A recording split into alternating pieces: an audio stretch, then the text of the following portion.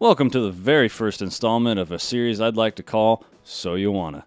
And this one is about D&D. So, you want to play Dungeons & Dragons, or from now on in the rest of this video, D&D. D&D was created in 1974 as a variation on a tabletop war game. It has since been the grandfather of all tabletop RPG games. What's a tabletop RPG? It is a role-playing game played on a tabletop.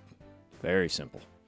But that's where the simplicity of this game stops. D&D is all based on storytelling and character creation. The DM's job is to create a story or take a pre-existing story and tell it to the people playing the game. As the DM is telling players of what's going on in the world, the players in turn will react and decide on what they want to do depending on where they are in the world. There's literally limitless things and possibilities that could happen. Do you want to be a ninja obsessed with eating pickles, so every time there's a pickle in place you can't battle until you're done eating it? Sure, you can play that. You want to play a dragon that got changed into a chicken and now is a warlock trying to get its revenge on the person that turned it into a chicken? Yeah, you can do that too. Do you want to be a slave fighter that has to fight their way out of the Underdark in the gladiatory pits just for their freedom? You can do that too. You see where I'm going with this? You can do anything. You can be anybody. It's all based on one simple thing. Dice. We have a couple variations of dice, and I'm sure throughout your lifetime you've probably seen these before, and if you've had any interest in D&D before, you've seen them. The most well-known dice of D&D, the 20-sided dice. This dice is used in pretty much all encounters, whether it be initiative, combat, or persuasion, or anything. This dice is the most important dice in the game. All these other dice are used in other ways that the DM will instruct you on how to use them, whether it be doing damage or some kind of luck-based roll. This is the dice you'll need. But the most important dice is the D20. All these dice can be used separately, or you can play a game completely using D10s. I've done that too. It all works out. It's all depending on who your DM is and what the story needs to be done. And that's all D&D is. It's a limitless storytelling experience orchestrated by your DM with characters that you create from any kind of race and any kind of abilities you want. Of course, there's limits because there are rules to this game because it is a game. But really, if you work hard enough and be creative enough, you can do anything. So, let's move on to things you'll need to get started. As I already mentioned, you'll need these dice. They're pretty simple and cheap, and you can get a set of 6 for $10. Paper. And a pencil. And if you're very brave, you can use a pen, but I wouldn't recommend it. That's literally all you need. That's it. There's tons of information out there for free that you can get you started. I'll have some links to stuff that I think are pretty useful down below, and you can learn how to play the game much more clearly on those links. But literally all you need is those dice and paper and a pencil. But that's it. And if you're really feeling cheap and don't feel like spending money, there's free dice rolling apps on your phone that you can get. But I have a feeling if you have a phone, you can afford some dice. So, just saying. Now for arguably the hardest part of D&D, finding a group. There are plenty of ways you could possibly find a group, whether it be online through forums and stuff like that, or going to a game shop. Now, make sure you talk about your schedule when you're doing this stuff, because sometimes schedules get in the way and you might have to miss some sessions, and some DMs aren't cool about that.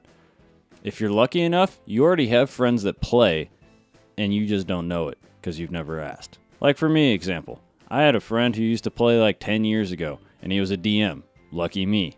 So we asked him if he could throw together a campaign for us to play for the first time ever, and like 3 weeks later, we were playing. And I'm hooked. But look down in the description below. I'm sure I'll have some links for informative ways that you could find your own group, because it's very important that you find your own group. And if you go to certain forums asking, hey, how can I find a group in such and such area? People will direct you and be very, very open to helping you.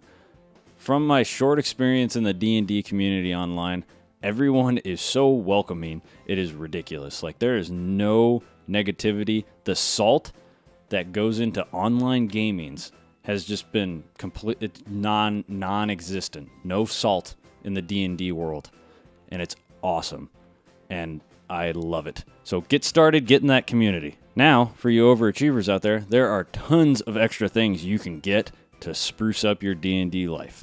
There are handbooks dedicated to learning how to be a dungeon master, being a character and world building and rules. There's all this stuff you can go out and get. Some of the stuff is free online, some is illegally free online, but they're all extremely useful. I know because I have most of them, and I've read them extensively in the last couple weeks.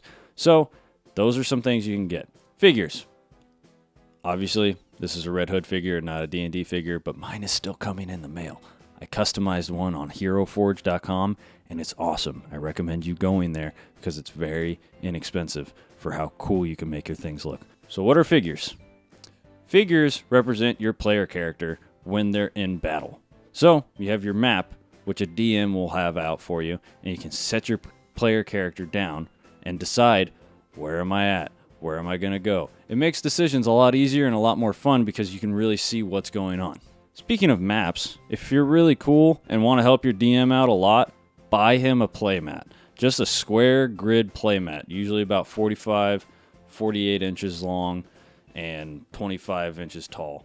And it's great. It's a little grid map. It's perfect. Talks about how specified areas are laid out, and it just draw right on top of them with dry erase marker. Makes everything way cooler, and it can make everything a lot smoother.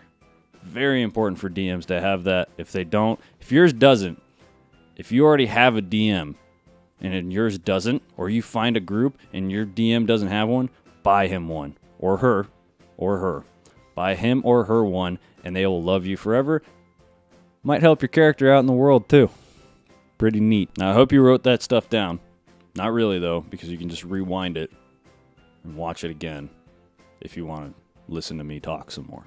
But here's some bonus info for you. Don't get upset about how hard it can be to understand the way the game works.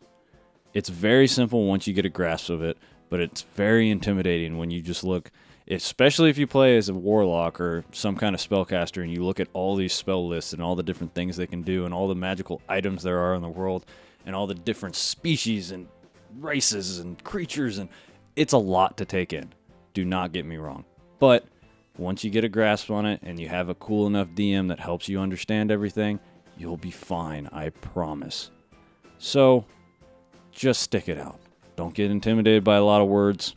I know reading sucks sometimes, but if you love fantasy as much as I do, you'll fit right in. So there you have it, guys. This was my first So You Wanna. I have a couple more planned out.